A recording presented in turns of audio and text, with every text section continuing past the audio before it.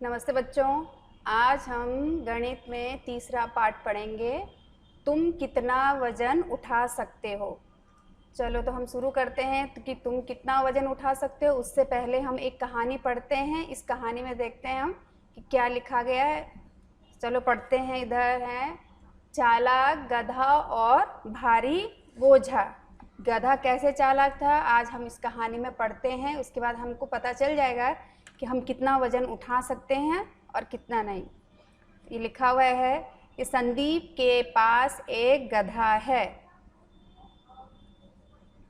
वह रोज अपनी पीठ पर नमक की बोरियां, ये देखो बोरियां दिखाई है ना, बोरियां ढोकर बाजार ले जाता है। फिर है बाजार जाने के रास्ते में उन्हें एक नदी पार करनी पड़ती है। ये देखो नदी का चित्र दिया गया है। अब देखो आगे हैं, एक दिन नदी पार करते हुए गधा फिसल कर नदी में गिर गया। कहाँ गिरा? नदी के अंदर। कौन गिरा? गधा गिरा। फिर है जब वह उठा तो उसे बोरी काफ़ी हल्की लगी। क्यों लगी होगी बच्चों उसको हल्की? क्योंकि उसके पास किस चीज़ की बोरी थी? नमक की बोरी। और नमक जो है वो क्या होता है? पानी में घुल जाता है, इसीलिए उसको बोरियां हल्की क्यों लगी? कि जितनी देर वो पानी में रहा उतनी देर वो नमक घुल गया और उससे जो है बोरियां हल्की हो गई। चलो आगे पढ़ते हैं। तुम भी सोचो कि बोरी इतनी हल्की क्यों लगी। वो तो मैंने आपको बताया ना, क्योंकि नमक जो है घुल गया था इसीलिए। गधा मन ही मन बहुत खुश हुआ।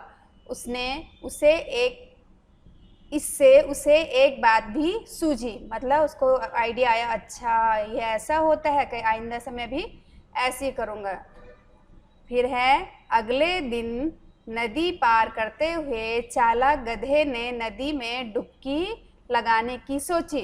क्यों सोची? क्योंकि वापस जो है ये जो नमक की बोरी है वो मैं अगर पानी में डुबकी लगाऊंगा तो बोरी से क्या होगा? नमक जो है घुल जाएगा और बोरी हल्की हो जाएगी। उसके बाद में तो आराम से मज़े से जाऊंगा। तो सोचो। चलो ये है, आगे है। इस बार संदीप को गधे की चालाकी समझ में आ गई। अब संदीप समझ गया, हाँ ये गधा जो है इस पानी में जो है जानबूझकर फिसल रहा है, ये जानबूझ करके इसमें डुबकी लगा रहा है। ये देखो ये संदीप है और वो सोच रहा है। ये बिंदु बिंदु जो होते हैं ना उसका मतलब होता है सोचना। ये देखो इस गोले के अंदर लिखा है मुझे इसे एक सबक सिखाना होगा। कौन सोच रहा है? संदीप सोच रहा है, क्योंकि संदीप समझ गया कि अच्छा इस गधे ने जो है चालाकी की है, जानबूझकर पानी में गिरता है और वो नमक को घुल जाता है और उसको हल्का हो जाता है, इसीलिए उसको अच्छा लगा। तो उसने सोचा अच्छा इसकी चालाकी तो मैं समझ गया, इसको सबक सिखाता हूँ। तो देखो कैसे सबक सिखाता है।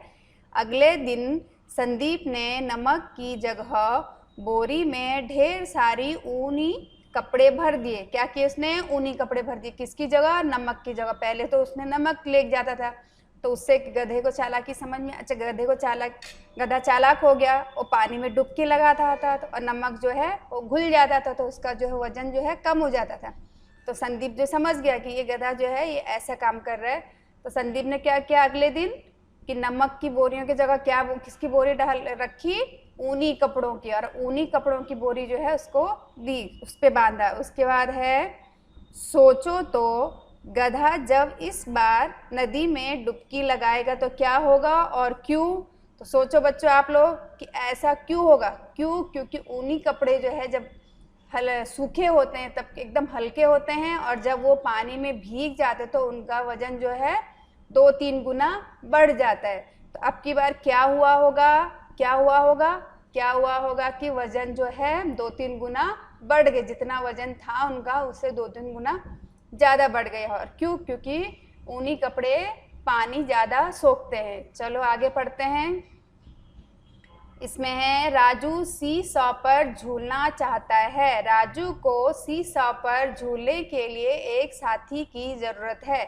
सी-सॉ मतलब ये अपना झूला होता है ना, जिसमें एक साइड एक बच्चा है, दूसरी साइड एक बच्चा बैठा रहता है और उसको ऊपर नीचे झुलाते हैं।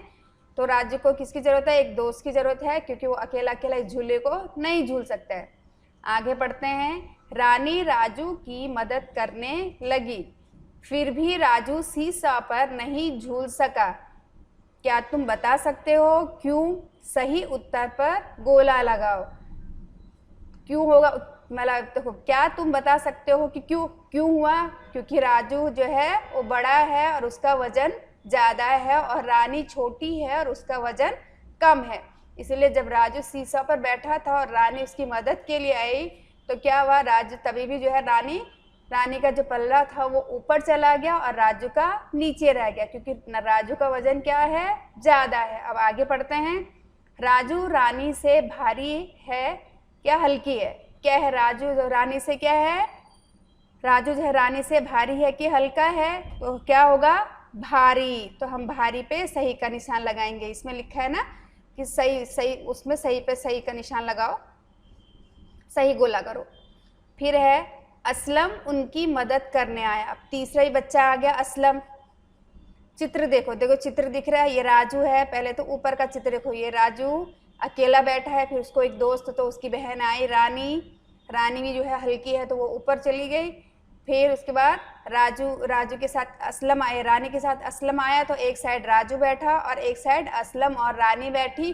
तो देखो दोनों का पल्ला बराबर हो गया ना दोनों तरफ। हाँ, क्यों? क्योंकि इन दोनों का वजन जितना होगा उतना ही वजन जो है राजू का होगा। चित्र को देखो, देख लिया आप लोगों ने। अब आगे है, क्या तुम बता सकते हो कि राजू की तरफ से झूला अब ऊपर क्यों गया? क्योंकि थोड़ा इन दोनों का वजन जो है मिला करके राजू के वजन से भी ज़्यादा है, इसीलिए राजू का थोड़ा ऊपर चला जाता है और उन दोनों का नीचे जाता है। रानी और असलम से राजू भारी है कि हल्का है? हल्का है। क्या है? हल्का है। तो हमने हल्के पे गोला करना है कि वो हल्का है। फिर आगे देखो, अच्छा सूझा, मैं अपने साथ अपना थैला रख लेता हूँ, झूले में बहुत मज़ा आ रहा है। क्योंकि देखो जो वजन जो है किसका, असलम का और रानी का थोड़ा बढ़ गया था, तो राजू ने क्या आइडिया लगाया कि अच्छा है मैं अपना झोला रख देता हूँ, इसीलिए मेरा और झोले का वजन और असलम और रानी का वजन जो है एक बराबर एक समान हो जाएगा, इसीलिए जो है ये समान हो जाएगा कि दोनों लोग जो है तीनों के तीनों लोग जो है आराम से झूला झूल पाएंगे। चलो आज इतना ही वीडियो, अगले वीडियो के इंतज़ार में। धन्यवाद।